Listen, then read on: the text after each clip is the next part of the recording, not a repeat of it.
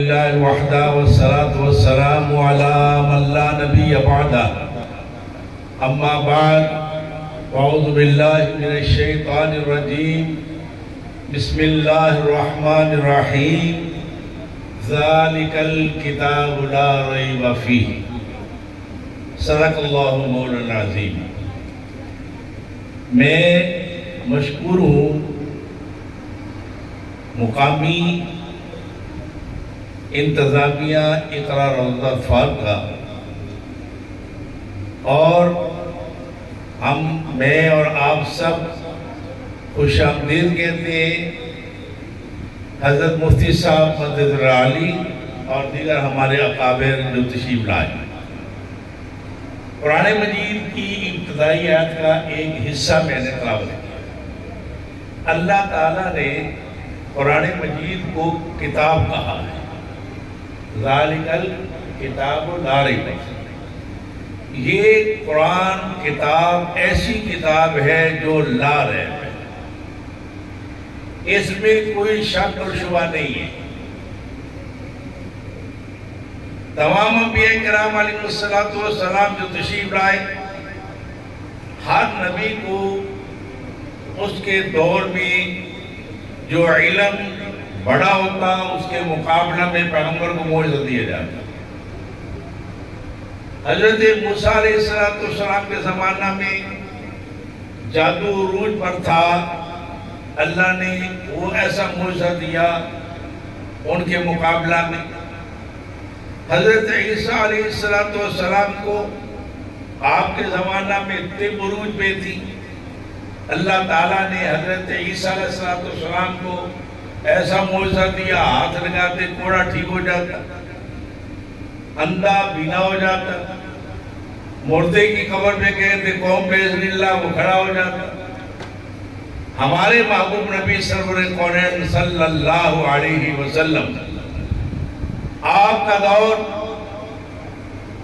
بلغاء کا دور ہے، فصیح اللسان، عربی بذات خود ایک بہت بڑی فصیح زبان ہے، ایسی زبان ہے کہ اس کا مقابلہ نہیں ہو سکتا۔ قرآن مجید نے دعویٰ کیا ان کنتم فی ریب مما نزلنا علی عبدنا فأتوا بسورۃ من مثلہ۔ اور دنیا بھر کے لوگوں، اگر تمہیں قرآن میں شک ہے تو ایک سورت لے آؤ۔ قرآن کی کتنی سورتیں ہیں؟ 100۔ سب سے چھوٹی سورت سورہ کوثر، اِنَّ أَعْطَيْنَاكَ الْكَوْثَرَ فَصَلِّ لِرَبِّكَ وَانْحَرْ إِنَّ شَانِئَكَ هُوَ الْأَبْتَرُ۔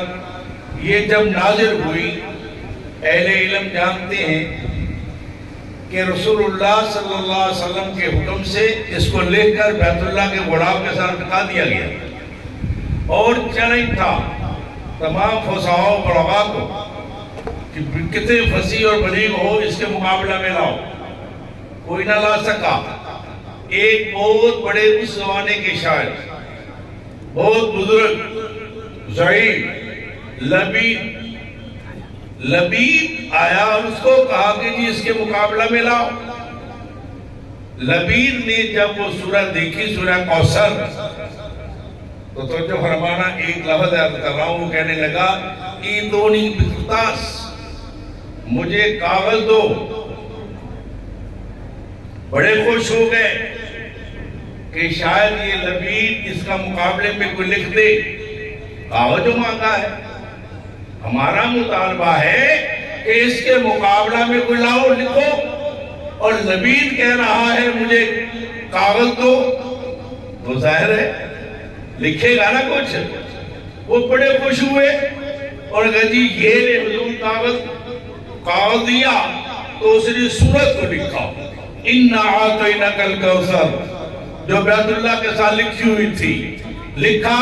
لکھنے کے بعد آخر میں اِنَّ أَعْطَيْنَاكَ الْكَوْثَرَ فَصَلِّ لِرَبِّكَ وَانْحَرْ إِنَّ شَانِئَكَ هُوَ الْأَبْتَرُ۔ وہ کیا لکھتا ہے؟ وَاللَّهِ مَا هَذَا كَلَامُ الْبَشَرِ۔ اللہ کی قسم اٹھا کر کہتا ہوں، بیت اللہ میں کھڑا ہو کر کہتا ہوں کہ یہ کسی انسان کا کلام نہیں ہے۔ میرے شکرگڑھ کے غیور مسلمانوں، آپ خوش نصیب ہیں۔ شکرگڑھ کی سرزمین پہ آپ کو بہت سارے ادارے ملے، الحمدللہ ان میں اقرا روضۃ الاطفال کا ایک قرہ امتیاز ہے۔ ڈسپلن کی اعتبار سے بھی میں مفتی صاحب کی قیادت میں ناروال میں تھا، وہاں بھی دیکھا تو اشش کر اٹھے، اللہ اس ادارے کو دل دگنی رات چوگنی ترقی عطا فرما۔ یہاں آئے، یہاں بھی ہمارے تمام تر احباب، میرے تمام تر ساتھی، مولانا اشتیاق احمد صاحب، قاری فتح اللہ صاحب اور دیگر ہمارے استادوں کی محنت یہ رنگ لائی ہے۔ سٹیج پہ ان احباب کی محنت آپ کو دی ہے۔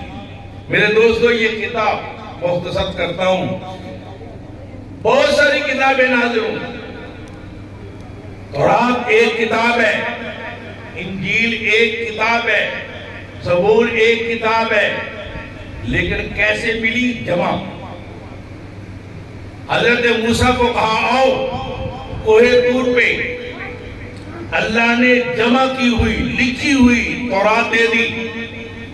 عیسیٰ علیہ السلام کو کہا آؤ، عیسیٰ علیہ السلام کو انجیل دے دی گئی۔